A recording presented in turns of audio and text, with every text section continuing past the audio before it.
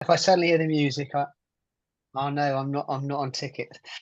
So right, well I've got some stuff, but I just wanted to check in with you guys as to what your thoughts. Then the course was a while back now. So what were you looking to get from some of these sessions, these follow-up sessions, really, if anything? And if nothing, I've got some stuff prepared. So just give a thought to that. Okay. I don't know what you think, Matthew. Got any ideas? Just open-minded about it. Yeah, open-minded about it. I mean, I yeah, after taking the courses with you, I put as much of that into motion as I could. Really, for me, that was like, developing what the business looks like, the values, the Yeah, systems around it, and principally to open up my thinking really from being like a freelancer kind of thinker to like yeah, a bigger, more strategic thinker, which has meant, bringing people in for various things to take that off my, desk, if you like, and to concentrate on the things that I do. So, do well. And yeah, some sort of biz dev stuff. So the offering, the whys and the wherefores, and yeah, the sort of structure around how I might deliver that as well. yeah. But That's a yeah, all of those good things really, and not least actually, um, the interpersonal skills with people, and understanding A, how I think, and B, how they they, think, and to try and yeah, speak the same languages, which I'm not often brilliant at. I can get that wrong. But yeah, it was, so I've been working on that. There you go. yeah. That's great. I mean, you've obviously taken a fair bit that you've decided to work on. One of the things I'd say about the entrepreneur's mindset is it's quite key to think of changing your mindset. So one of the things that I talk to people about is you could be a builder who builds, or you can be a business owner who has a building company. Yeah. Big difference. Yeah. So I always say I'm a business owner that's got a training company. Um, that's a key thing in your mindset, and also how your clients perceive you, because then you're perceived as a business owner like them, but you just happen to have a business that does X, okay? Yeah. Rather than a Yeah. builder who builds, or architect who does architecture, Yeah. because That's that's the, yeah, I appreciate that. The way I introduce myself and Luminous and whatever is, yeah, yeah, I've got, it has been me centric, yeah. to quite recently, and yeah, so that is something I'm working on. So I'll definitely take that on board for sure. Yeah, it just changes their perception of you Mm. when you say it that way, and it changes your mindset as well, because you actually are running a business now, Yeah. doing what you love, but you're running a business. So you are a business owner who has a company that does X. Okay. Yeah. Yeah. Yeah. Yeah, Well, so great. it's just a small thing, Yeah. right, Sarah? Well, that's a big thing, isn't it? The the doing in your business is what entrepreneurs do. They have their business and great dreams. Yeah, Mm. And I from from this I really do think that I have a scalable model. It's not a new model, but I have a real yeah, scalable model. I've always tried to keep it that Oraculum is the company, yeah, and I'm behind that, but yeah, I am doing the job. yeah, That's the thing, and the scalability is what's really important. So from yeah, your course, the the biggest takeaways I had was the increase in learning about how other larger organizations, successful and growing yeah, organizations think, yeah, and the importance of their teams, and from that the knowledge that I can have to give to them.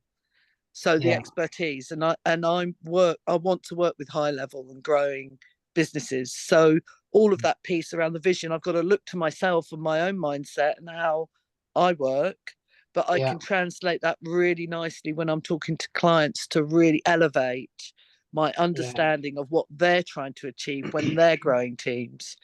I Um, think, yeah, I think that's a really good insight. I think when I think about, it's almost like pre-qualifying who you're going to work with and who you're not going to work mm-hmm, with. mm-hmm, Decide, because if I'll be honest with you, if I work with startups, they don't typically have the budget for what I Mm-hmm. do, and also they don't have the issues either. Mm-hmm. So it's really about you thinking about where's the sweet spot. Mm. For me, it's fast growth businesses that have the challenges that are now Mm. making more money but are making less profit. That's Mm. where I come in, because actually systems and processes and getting your leadership teams right, that's how Mm. I fit. That's my sweet Mm. spot. So it's the same for you, isn't it, really? It's thinking about who do I want to deal with rather than who's showing up at the door. And I think, yeah, absolutely. And when you present yourself as you do, you have to have credibility, and you have to go in at the beginning of the process to show Yeah, that you have knowledge, expertise, that you will bring something to the table that they really need, that's away and above just being an internal resourcer and an administrator of that. And yeah, I find that really fascinating and really impactful for me, and also for potential clients. I think you need to be able to front load it so they yeah. have I think, confidence that they're bringing some talent and value into their firm straight yeah, away like that. So I agree entirely. I think we're a set of eyes on their business that they haven't got. mm, And we will look at it from a different perspective. We're not mm, part of the political agenda they've got going with their yeah, staff, so we can say things that they're saying, but when we say them, they have impact. When they say them, they don't. So yes. it's really interesting, isn't it? We're like a hidden weapon almost, just our Yeah, being yeah, that yeah, often. And I've noticed this a yeah, lot more now. Just your presence shakes yeah, things up just a little bit, and your impact is more than you would know if you weren't aware of it. And I think that that's where I want to go with this. yeah. I And really do. you're challenging their thinking, and you're bringing your expertise Absolutely.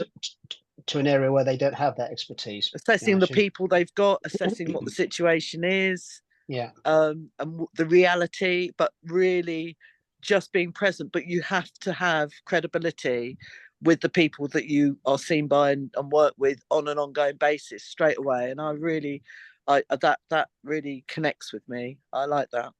great, perfect. Okay, Emma, did you have anything you wanted to sort of talk about? I, yeah, I'm just really interested in continuing to. I mean, I'm feeling quite humble at the moment because I've gone through a whole cycle of business, and now I'm sort of back at the beginning because we've Yeah, done business structure into a group business structure. We're now, instead of hanging out in one town, we're looking at multiple towns. I've got multiple projects on the go with multiple stakeholders, and so it's a whole.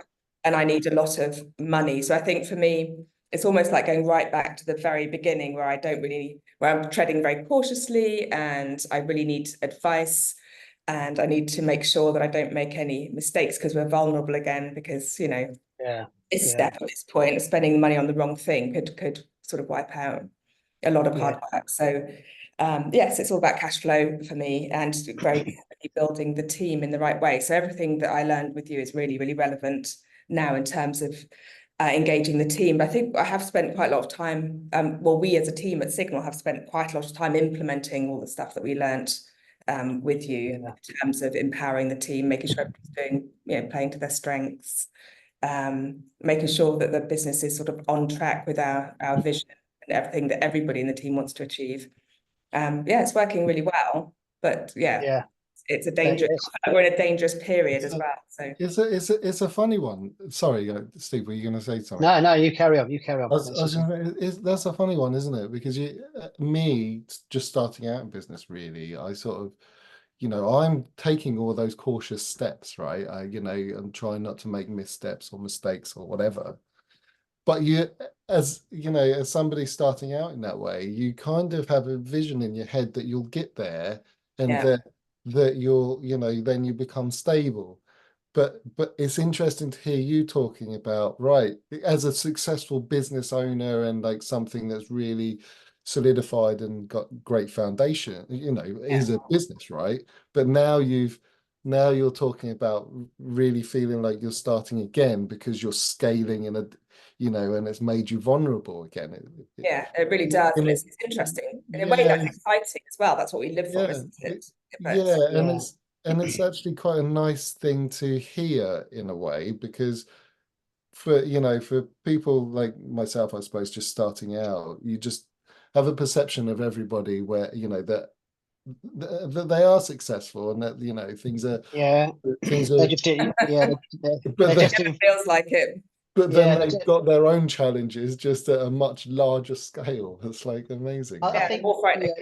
it's a good point you've raised, because with SMEs we are feast and famine a lot of the time. So you know, and it does feel sometimes like you're back at square one, and you've got to go again. But that's the resilience of an SME owner, isn't it? You know, they have that ability to adapt and be agile. I've got some stuff I want to share with you, and it's probably relevant to what we're talking about. So I thought today I'd look at the whole structure of the stages of growth of the company, which is kind of like what we're talking about now. But I was also we'd look at a little bit about positioning as well. So I'm going to put some slides up, so I'll still hopefully be able to see you guys. But let me just get these slides up, and then let's have a conversation rather than me just talk through the slides. So let me find out. The trouble is I'm jumping between Zoom and Teams, and I keep forgetting where all the icons are now. Steve, I've just had a text to say the Rylands are joining us as well, so just keep an eye on the waiting room. Okay. Oh yes, right. Okay, let's have a look. This meeting is being recorded. There's nothing. Oh, let me just come out of that to see that they're in the meeting room. Hold on a second. Let's stop recording a second. Let's just see if I haven't got any messages to say they're coming in yet. Okay, that's fine. They're normally I'll tell you what I'll do. schedule. I can make you co-host, and if they come in, you can just let them in. Oh, thank you. Yeah, I'll do that. Let's do that. Make co-host. Right, you should have a notification to make you co-host. Yeah, thank you. Right. Okay. So we'll crack on. Yeah, thanks. So let's get the slides. Right. Hopefully you can see some stuff on the screen now. Yeah. Effective positioning, Yeah. sales and marketing. Yeah. Okay. So this is taken from a set of slides I use. So I'm just going to jump through some of the slides. But I wanted to particularly talk about the growth of an SME versus a corporate. So if you look at this is the stages of growth of a business. Now, when you think about startup, let's get this to work. So you've got the startup, then you've got the growth, then you've got the advanced growth, then you've got plateau, and you've got decline. So this is the natural progression of an SME. And it's based on how business owner feels at each stage. So this is why corporates don't get this, because it's not about feelings for them. It's about systems and processes for corporates. And it's very much about stakeholders. This is about our businesses. So on day one of any business starting, it tends to be quite frantic. We're running around 100 miles an hour, getting business cards done. We're getting our websites designed. Everybody tells us we're an idiot for giving up our job and going and doing what we're doing. And we've got no clients and we've got no proof anything's going to happen or work. So it's quite frantic. And then we'll go on a few months, maybe. This is not time bound in any particular way. And we'll get to this, what we call the first brick wall, which is actually we get a few clients on. And actually things are beginning to shape up. So we invest, and we usually invest in maybe an office, a few staff. And if we do that investment well, we'll have a few months of steady incremental growth. So we'll move into a different phase where actually it feels good. We've got a few staff on, things are happening, we've got a few clients, we're not overcapacitated, it feels okay. We're not making fortunes, but we're living okay. And then we get to this period here, which is called payback, where all your hard work pays off. This is where you have your first holiday for 5 years. This is where all the money flows into the business. And business owners do strange things at this point. They should reinvest in their business, but typically what they do is they spend it on the holiday they haven't had for 5 years, a new car, new house. Sometimes they even upgrade the spouses. All sorts of things go on around this period. And you can't tell a business owner here anything because they're kings of the castle and they know everything. But then when they come back off that holiday, they come back in their new cars, their new house, and on the doormat is all the bills. And now they have to earn that money, and their business is exponentially growing. And they move into this area of frustration where it's growing rapidly. They've got to earn the money.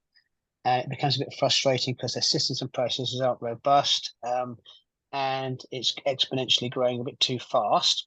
And they hit this second brick wall, which equals stress.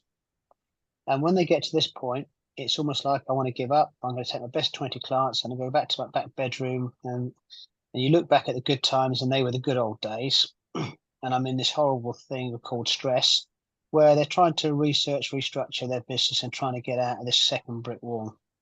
Now, I've worked with law firms who've been in this second brick wall for 30 or 40 years. So it's interesting, but you're in the second brick wall, and there's 5 ways you're going to get through this brick wall, and they're on the left-hand side there. You have to have a clear market position.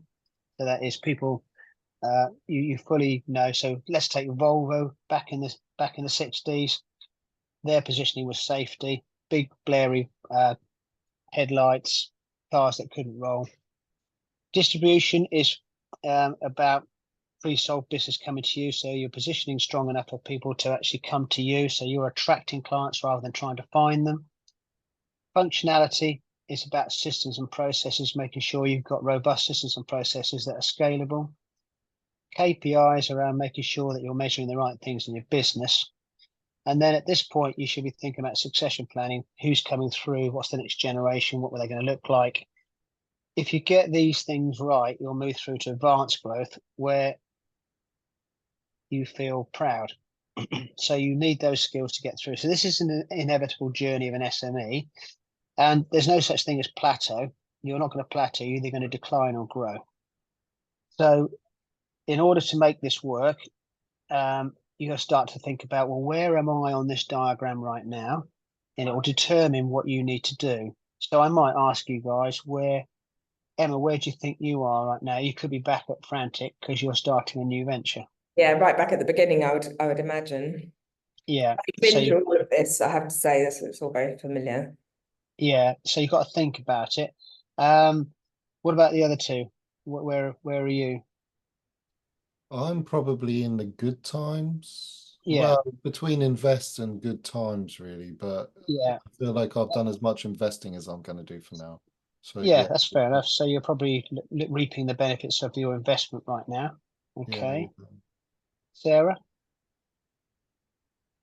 Oh, you're on mute, I thought. Oh. Can't hear you at the moment. Sorry about that. I'd say I'm right back at the beginning Yeah, with a lot okay. of learnings behind me. Yeah, you've got a lot of, yeah. I because I changed direction, and it was a whole new area of expertise for me in many ways. Yeah. I learned fast. I'd say I'm back at the beginning with a fresh approach. Right, okay. So this is really relevant. Investing. Yes, so you're going to go invest next, I guess. I don't think I ever quite made the holidays. That's the thing. I don't think Yeah. I ever quite made. You're in a loop. I'm probably quite grateful actually to be pre-warned. Yeah.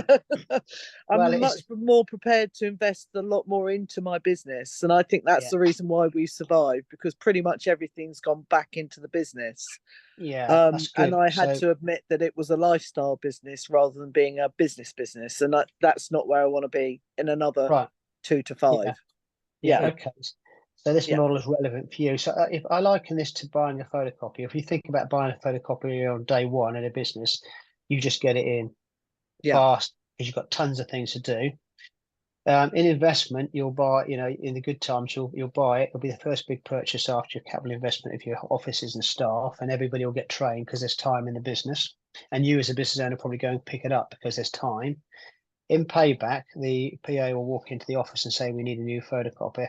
And the business owner will say, look, just go and spend as much as we need, get a contract for it, get a service agreement, and please don't annoy me. I'm looking at my new yachts I'm going to buy and stuff like that, because they'll be in a different space. In the second brick wall, the PA will walk in and say, we need a new photocopier, and she'll get her head bitten off, and the MD will be there at midnight trying to fix the existing one.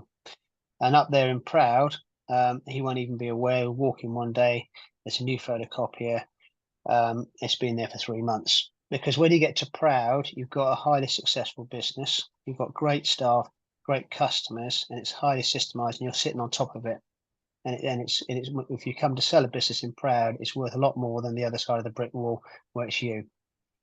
So this lends itself to you thinking like a business owner and going, right, from day one, I've got to put the systems and processes in my business so the business can run without me. And I've got to start thinking about actually not how do I do this, but who else could do it. Now, admittedly, you'll have to do a lot of it yourself initially because you won't be able to employ somebody else, but start the mindset of who else could do it. And systemizing your business, because then as you grow it, then your business will run itself without you and you'll have more free time to be more strategic, if that makes sense. And we all love doing what we love doing, so we get caught up in the delivery. But if you're a business owner, you've got to run the business. So it's a real challenge. Any thoughts on that? Yeah, I mean, it's a very lovely feeling. I have actually got to that Proud bit where I turn up and all sorts of things happen in the business that I wasn't even aware of, but they all seem to be working perfectly well, so that's fine. I don't even know the names of some of our new tenants, so it's just everything happens without me in terms of the day-to-day delivery of the business. It's fabulous, isn't it? Because so you're up and proud, but then your new thing is going to take you straight back to frantic, isn't it? Right, so I'm now getting back into. I'm going to have to roll my sleeves up again, but that's fine. I'm actually looking forward to it because when you sit on top of the businesses, you're like, I'm getting a bit restless. What's it all about? And businesses have their own momentum, I think. So it's very hard to get to the Proud bit and then just stay still because you can't. Got to grow or shrink, it seems. And so in a business like ours, it's geographically delineated. You can't sort of keep growing here. So then there's no option. We have to sort of scale. We can't just do nothing. Yeah. Well, and that's the next brick wall. You see the brick wall after Proud, that's capital investment and growth. So so if you took the blueprint around the country, then you'd be looking for investment to do it. So which is exactly where we are at the moment. Yeah. Okay. So I'm going to move on from this model. That's okay. Unless anybody's got anything else they want to say on it. But it just gives you a context. And also the other thing with this model before I go is identifying your customers and where they sit. Where would they sit in this model? And what challenges could you help them with? So for instance, I deal with people coming out of payback into frustration because they've got a successful business, but now it's exponentially growing rapidly and they can't actually grow because they're limited by the talent they can attract and by the systems and processes that aren't robust enough. So it helps you understand the types of services you can provide at each stage of this model as well. Because I took a lawyer through this, and there's all different services at all different levels of this they can provide for clients. So it's looking at identifying, and when you walk into a company in payback, you walk in and the car park's full of Ferraris and God knows what else, so you know they're in payback. Okay. So you can almost identify, and if you walk into a good times business, they've got time to talk to you. There's no stress in the business, it feels good. You walk into a frustrated business and actually you stood there waiting for someone to look after you, and the people are running around like flies, and you just don't get a sense of getting anywhere with anybody. Does that make sense? Totally. First impressions are really impactful for us as experts and consultants. Absolutely. Yeah. So it just gives you an indication, what am I walking into? And then if I know that it's kind of like a bit frantic here, it's either a startup. If it's really stressful, I know it's kind of frustration, stress. So I kind of know what I'm dealing with, as well. I had a question for Sarah, actually, because looking at this trajectory, recruitment is incredibly important to understand. So I imagine to understand your clients and where they are on this scale when you're or helping them recruit or whatever.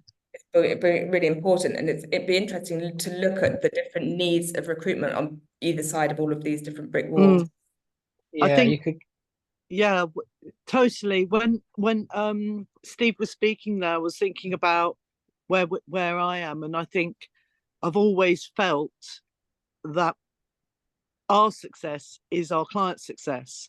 And if I'm sitting proud, it's not because I have a team and a business that I am proud of it, that we're solid, but that I'm proud of the success that we've had with businesses, with their recruitment. the situation, you're right, that I come to is that I have found through my career today, and I've come to the conclusion in it that no matter how much you try, recruitment as a service under the HR banner is not valued, especially considering the impact that it has, that it's such an essential part of growing a business. But it's almost like you're fighting against that sales mindset that I think and it's really strange. It's a real battle, it's a real dilemma. So that's what I'm kind of working out now, that I'm proud and our success is the success of the businesses and the successful people that we recruit that have enabled them to grow and thrive. And I have multiple examples of that. Longevity in their hires, promotion within their hires, helping them to retain their staff. But I think it's the shouting about that. How do you make sure that that value is really, really recognised and make yourself a little bit different? The importance of it. That's where I'm at. I think you've got a unique point there, Sarah. I think for you, it's about. I've got a recruiter I work with down in Bournemouth, and their total focus is making sure you retain your staff, not recruit, because they know if they can get companies to retain talent, they will grow and they will naturally want to be recruit more people. So they've got that kind of mindset. And I was looking at some stats on it, and they said, when you lose a member of staff, to replace them, it costs 1.5 to 2 times their salary. So on 10 grand, that's going to be 1.5 to 20k to replace. So you're right. I think and you'll do. It's obviously, it's like we're the devil almost, like a necessary evil in a way. But the employee value proposition, when I work with businesses, is one of the things we work on a lot, and it is essential. And that's kind of where I'm at with it. But thank you, Emma. I hear that, because it is. These are the services. This is the message that needs to be put out, as far as I'm concerned. I think understanding. So for example, you're a huge part of our story, because one of the reasons that Signal has been able to thrive and kind of break through those barriers is because of the recruitment of Gareth and Claire, which was down to you. So that's quite interesting. What a role you played in the growth of this company. So that's interesting. I do think this graph would be useful for you to literally show to clients, to be like, you're here, therefore, you're only going to be here if you recruit wisely at this point, and these people stay with you. So like you say, retention is more important than hiring, because I don't go through any of those walls unless you've got people who've been with you for a quite significant part of the journey and stayed with you, therefore they understand the business as well as you do. Yeah, maybe I just need to get a webinar of Steve and say, before I even consider working with you, you need to watch this. Well, it's if you're an not easy at this point, then no. or actually, don't even do that. Say, look, where are you? Where do you think you are on here? Tell them, show them the journey. Where do you think you are? And if you're in frustrated and stressed, you're going to be losing staff, and it's going to be costing you a fortune. So I need to come in and make an intervention, and we need to think about few more things than just recruitment. I think the key is, so you said it earlier, Steve, when you walk in, if somebody hasn't got the budget and hasn't thought about it and doesn't see it as being an investment, then we're hitting a brick wall straight away. You need to pick them up. It's as simple as that, really. Pick them up in good times and pay back, and make sure that they don't go into frustration and stress is the answer. Okay. Sorry, just to quickly say, it's the same for you, Matt, as well, isn't it? Because you're you're a consultant that goes into companies and helps them in different parts of their growth process. So also useful for you and your clients to understand where they are on this scale. So I mean, so I do exactly that, helping them to understand where they are, who their demographic, that they're trying to sell to is, and how best to sort of connect with those. So slightly business does come into it, it's obviously that's the underlying thing there, but and then in other ways, as a creative director, there are other responsibilities, but I see this, and it does kind of these patterns that you're talking about here. It kind of resonates with me for my experiences with other other businesses. For me, myself, I'm really much, you know, very at the sort of early stages of the sort of good times, you know, thing. But I've never seen this graph before, and it's really interesting to see it because it kind of it removes some of the mystery for me as to, you know, what the future kind of looks like and the stages of that is. Yeah. Yeah, and to speak to you know, you were sort of talking about staff and all of that kind of stuff. You know, my mindset at the moment, if I'm totally honest, is I want to stay away from employment, but that really is because I just don't understand it, you know, very well. I don't understand all the responsibilities around it. It just looks like a big scary hole. But I also know that if I'm going to make something of this at some stage, I won't be able to rely on bringing other external sort of forces in. It will have to be, you know, employees to make that work, right? But as I say, yeah, I'm in that sort of early phase of just really understanding that. And so these sessions and the sessions that you've taken us through already, they've been really helpful for me to sort of sharpen my business mind and my, you know, what business structure looks like. So yeah. Yeah, well, it gives you frameworks to think about situations differently rather than Yeah. trying to second guess it all the time. Yeah. And also, when you're stuck in the coalface, you can't see the big picture a lot of the time. Yeah.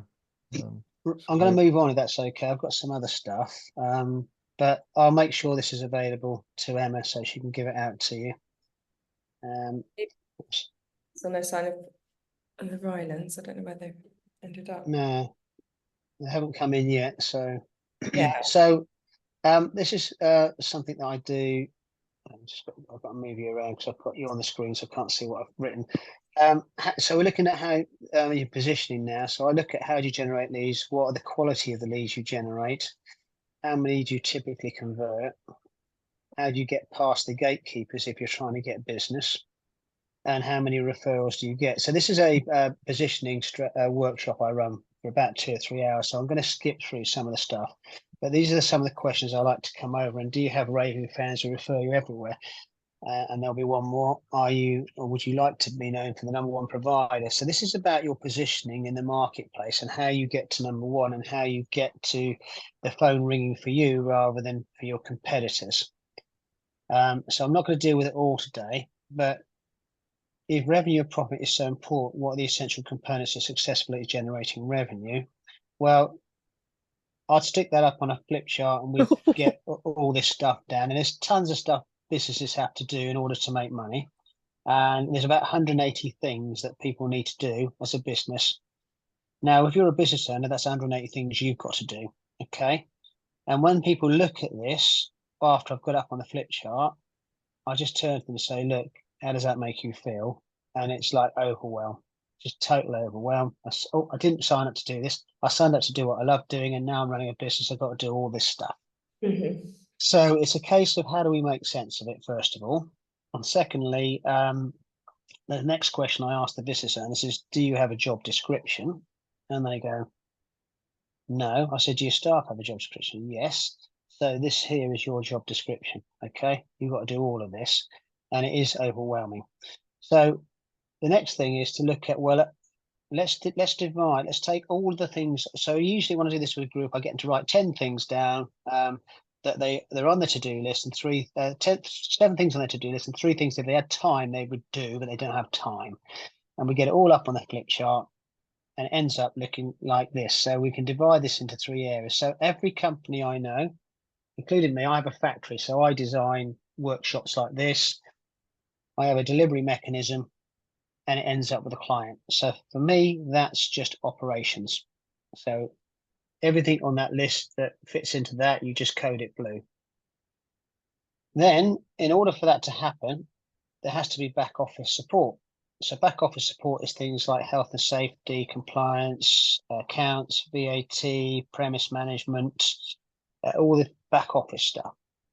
So that's what I call red, and that's just back office support. So I then go through the list and look at what are the stuff that's back office that I'm doing.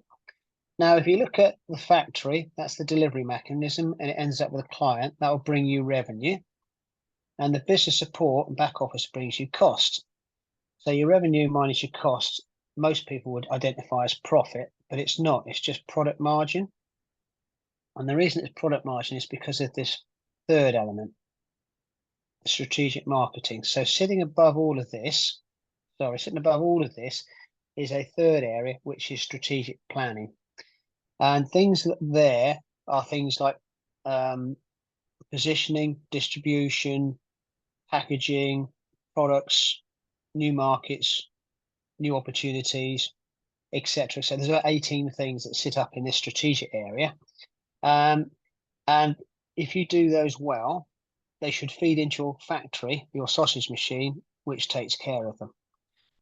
But we don't spend any time thinking about the growth of our business and our business in the strategic space, because as soon as you walk into a business, we're involved in everything that's going on. And you go home at the end of the day and someone asks you how your day was, you go, well, I was really, really busy. Well, what do you do? I couldn't tell you. I couldn't tell you what I've done. I've just been really busy. Okay, so the idea of this model is to start to get you to think about how you spend your time, where you spend your time. So then you go back to your list and you color code it red, blue, and black. Black is strategic stuff, red is back office stuff, and blue is contact with the client and stuff for the client. So you just color code it, and then you work out, actually, I shouldn't be doing any of this back office stuff. Can I outsource it? If I can. I should be doing some of the factory stuff, and I should be doing some of the strategic stuff. So where am I spending my time? And most business owners spend about 5%, if that, doing strategic management, because when they walk into their business, they get wrapped up in the day-to-day. Now, the challenge here with this is that actually you only do the strategic management when you're on holiday or when you're cutting the grass or having a bath, when you're away from your environment, because you can't do it when you're in your environment. So it's building time to do this. And it's really important because the actual profit sits in the strategic management, and then it comes into the factory and then becomes an operation. Is this making sense? Yeah. So even if you're a single operator, I did this years ago, and someone painted their house red, blue, and black, and had different rooms to go into. I'm not suggesting you do that, but it's been done. So the thing here is, where do you go? And you need your strategic thinking time. So this is strategic thinking time today, because you're away from your business. You're thinking about working on your business, not in it, and you're devoting some time. So let me flesh this out a bit more. So basically, the ideas that come from the strategic level come into the process and follow through to service levels and support. So it's like a sausage machine. You're bringing new ideas. So I taught this to an architectural firm where the two business owners were very much wrapped in the business. They were doing the VAT at weekends. They were changing light bulbs. They were doing all sorts of stuff, and they were top of the business. So I said, right, you need to be, you're not doing any of that. You're out playing golf now. You're out meeting people. And the guy was a bit flummoxed, and he said, "Oh, this doesn't feel right." I said, "Just go and do it for a month, and then we'll have a chat." And then he came back to me and said, "I get it now. I've just done my first deal on the golf course, and I've earned my whole year's salary in one deal." Okay, because he's out there meeting the right people rather than changing light bulbs and not having those conversations. So it's, how can you free yourself up? It's systemization again. It's design. And it's making sure that you allocate some time to go to things that are key, and allocate some time to looking at, putting your head above the parapet and looking at growth. Make sense? Yeah. Any questions on this? So if we then take it a bit further, you can almost divide these functions. So the blue is all operational management, training, marketing, sales, anything to do with interaction with the client. Business management is setting the vision, the strategy, the leadership, planning, client management. And the back office is all the stuff, the human resource, information technology, compliance, legal, that kind of stuff. So you can start to take that piece of paper that you've written all those things down on and color code them, and go for the next 48 hours, every phone call, every interaction, every conversation. Is it red? Is it blue? Is it black? Where am I spending my time, and where could I be spending my time, and where should I be spending my time? Does that make sense? So the idea behind this is actually, should I be doing this or should someone else be doing it? Now, when you're a business owner, and you're starting out, you've got to do it yourself. So just allocating time. So this transfers into many ways into businesses. So I've got a financial advisor who blocks out strategic days. So he doesn't see any clients. He works on his business on those days. He has days where he sees clients, which are blue days. So he sees clients, and if he has to do any admin, he does it on a Friday because he doesn't want to be traveling. Okay, for instance. I taught it to a guy that did corporate clothing. He was driving all over the county to see people. He was going to Basingstoke, then down to Winchester. I said, look, make your client days like this. You go to Winchester on a Monday, you see everybody on a Monday in Winchester, and you go back the following Monday to deliver the stuff. On Tuesday, you go to Basingstoke and you spend all day in Basingstoke. And every Tuesday and Monday, that's how you run your business. So you're just using your time more efficiently rather than getting all over the place. I think that makes so Okay. much sense, because then when you come to outsource, you're outsourcing like all of, I mean, I don't know what you recommend, but perhaps outsource all of the business support one by one. And then Yeah, if you get your Thursdays back and your Fridays back. Yeah, that's exactly right. If you can afford to do it, and it's not a case of afford, it's actually because you're doing that, what's it stopping you doing? That's the question to ask yourself, because that's not well paid work. It's essential work, but it's not well paid work, and it's not what you're good at.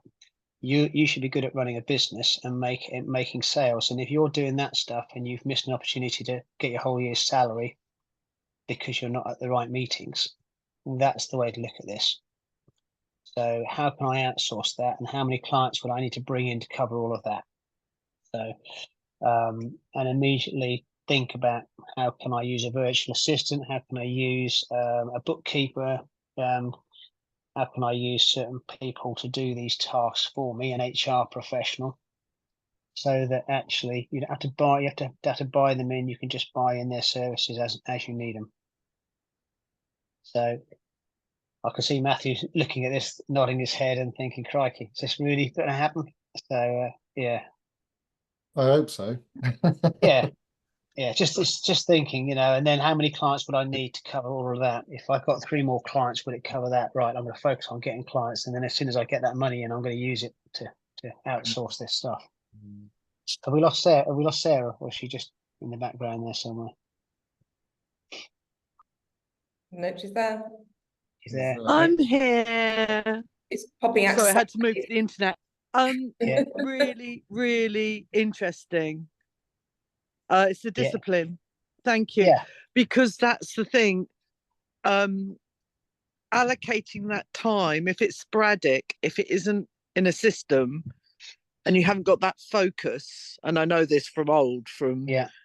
agency days, if you can get into that rhythm and you have that focus and you're qualifying your customers, you will be seeing the right people. And we've learned, haven't we, Emma? It's about who you mix with and who you focus with and who's your customer.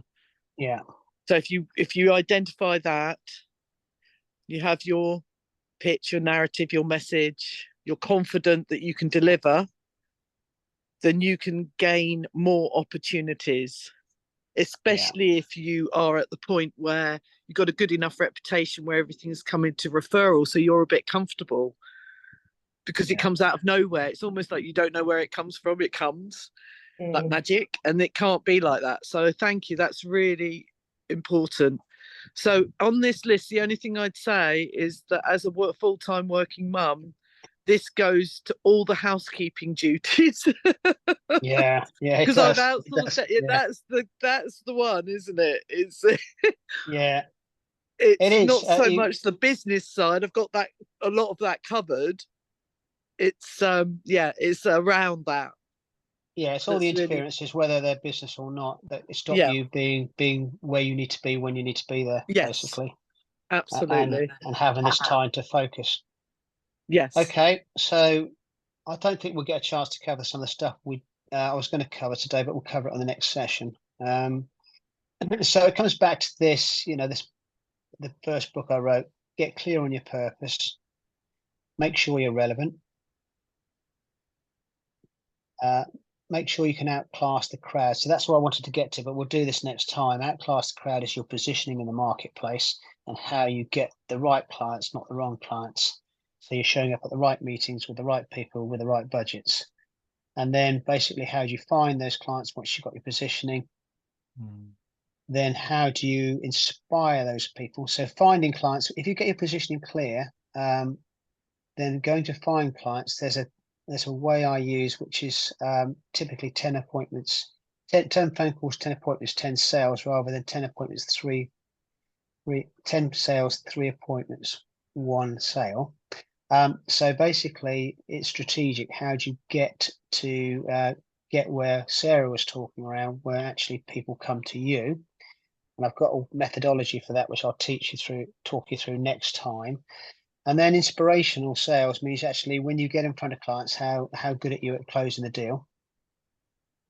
And then if you've closed the deal for the clients, do you have the time to deliver your service, which is the thing we would just be looking at, your time management around the red, blue, black. Do you have the time and capacity to deliver to your clients? Because as soon as you're oversubscribed, your service levels may drop and you may lose clients. So it's about building capacity and then making sure you can serve your client as well as you served the first one you ever got when you've got 20, 30, 40 clients. Now, if you get this right, people will come back and buy your next product, provided it's relevant, and they'll refer you all over town. So that's the business model from the book I first wrote, which is simple way of looking at your business. So am I clear on my vision, my purpose? Am I relevant? AI is coming in now to distort the marketplace. Certainly in my industry, it's distorting it a lot. Universities, now if you think about universities, they won't actually have any students because their students can actually get the best person in the world speaking to them free on YouTube. So there's their challenge. Accountants, it's all been getting done on an app now. So how are they going to adapt and change? So checking you're relevant, then actually get your market position clear. And then how do I, once I've got my marketing position clear, I'm still the best kept secret, even though I know exactly how I do and who I want to go for. So how do I find clients? And we'll talk about a strategy for that. And then when I've got them, what sales process do I use to close them? Am I closing them on a regular basis? And time, have I got time to deliver the services I've promised to those clients? And do I do that service in a fantastic way? If you can do all of that, you're going to make revenue. If you've got a blockage in this, let's say your positioning is wrong, outclassed, you put a cross against. So if you did a tick cross neutral, yes, my purpose is clear, I'm relevant, I can outclass the crowd. If you've got any blockages, if there's a blockage outclass where your positioning's wrong, you will have loads of time and spare capacity because you won't be delivering to the right people. If you're outclassing, positioning is very strong, your challenge will be around time management and capacity and the ability to serve. So next time I'm going to attack the positioning and how you find clients, I think, because I think we're almost out of time, aren't we, Emma? We are. I don't know if there's anything else on this, but I'll just look. So does your business look like this? Just do a tick cross neutral. It'll show you where the blockages are and where you need to put your attention. Just quickly ask you then, because we've got a few minutes, has anybody got any blockages in there, do you think? Yes. Yes. Yeah, yes, and yes. Yeah, okay. Let's go with Matt first, because this is normal. Where would you say that you could improve? I think so. I've been working on my my purpose, Yeah. relevance. That's where I am. The outclassing thing, I get told that I do a good job, but yes. Okay, a little tip. Yeah, you're early into your business. A tip for you then, if you've got clients that are appreciating what you do, go back and ask them why. Why is it you chose me over anybody else? What is it I do that's different? That is your USP. That's your X factor. Okay, and that should be what you're telling people. But this is what my clients say. Okay. All right, that's part of your positioning, and we'll deal with that next time. Yeah. Anything else on there, Matt? well, the rest of it, you know, I think it kind of waterfalls, doesn't it, or Yeah, it cascades. does. So finding the right business. So I'm in a position at the moment where I'm probably delivering something, you know, what I do at maybe 50% of the cost it should be at, right? Yeah. And that's because I'm trying to build up my portfolio and build up faith in people, you know, but I know that the product that I am delivering is worth more, and so it's a case of trying to find who that, you know, where to find those clients, because there's a budget thing and all of that kind of stuff as well. Yeah. Okay. Okay. Well, we'll deal with that next time. That comes to building the right referrals Mm. and the right referral networks. But also, if you've got good case studies from those clients that you've overperformed for and charged less, you'll find as you grow your business, you'll find your niche anyway, and it will move. And the clients you started with won't be the clients you continue with, because you evolve into the clients that are right for you. Yeah. So that will come with time, and your reputation will build, and you'll start to get that, and then you'll up your prices and things will change. Yeah. And one of the ways you can do that is if you get to capacity on the affordable clients. When you get your next client, charge more and drop one off. Yeah. Okay. So gradually introduce the higher price clients as you get to capacity. Yeah. Okay. Okay. Yeah. Thanks. Sarah? Quite a few in the area. The main one I would say for me is the process of onboarding a client and that interaction when you meet a client, a potential client, and having that whole part of the process with the messaging, how you follow up in place, so that it is the same. So it starts there. Have you sorted that then, have you? No, not completely. It's in almost in bits. It's almost like having the confidence to say, right, that is it. You know what it is, but you've got to implement it, and you've got to make sure it's right. So it's connecting that up. Yeah, go back to the workbook on day 4. Okay. Where we did the change management, and the process of change management is also a process for onboarding a client. Yeah. And also, you could use the same process on day 3 when we looked at situational leadership, when you had direct, coach, mentor, delegate. If you think about that in a client space, when I start with a client, I've got to give them lots of information. Yeah. Then I've got to coach them on how I'm going to do it. Then I've got to mentor them, then I've got to let it go. It's almost the same sort of process. Okay. There's a couple of processes there. The change process and that one will help you define onboarding. Lovely. Yeah. Because I think if you can get in front of people and impress them enough that they want to speak to you again, and as you said, you can provide them with some process. You know, a process that is your social confirmation, what you've done, how you're doing it, and some value and some lots of content, and then have the drip follow up.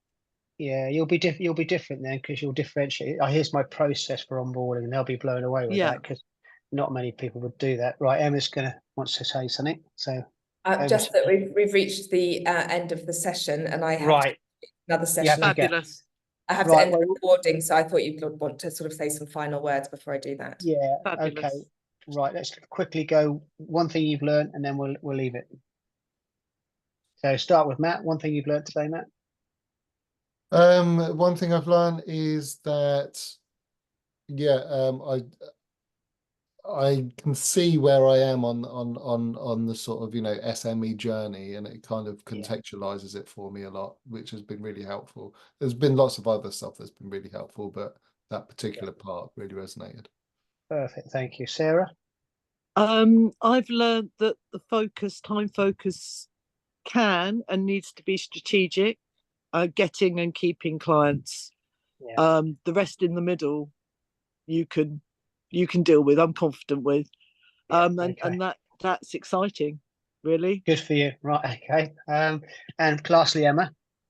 Well, so I've just been thinking that it would be really useful to be able to identify in your prospects which clients are or prospects are in the payback kind of having a good time phase, because Yeah. that's when they're most likely to spend the money with you. So if you're a consultancy business, how can you go about isolating or identifying those businesses are in that stage? Because they're much more likely to become your customer in that stage than they are in the stress stage or the failure stage. Yeah.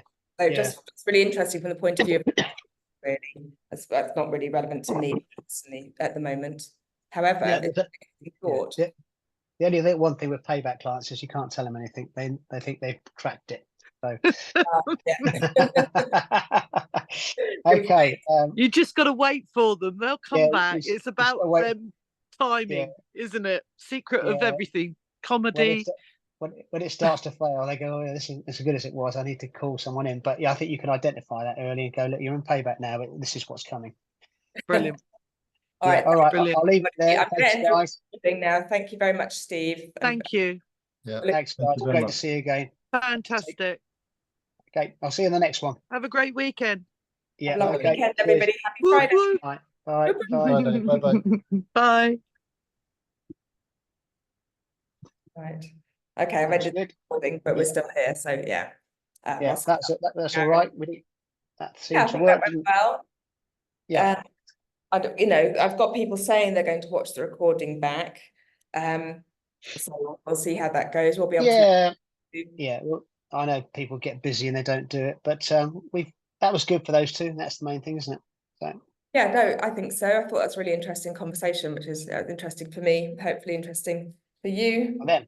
Yeah, I loved it. I like those two guys are great, aren't they? So Yeah, they're so enthusiastic. Right, I have to go straight away because I have Yeah. 11 o'clock okay.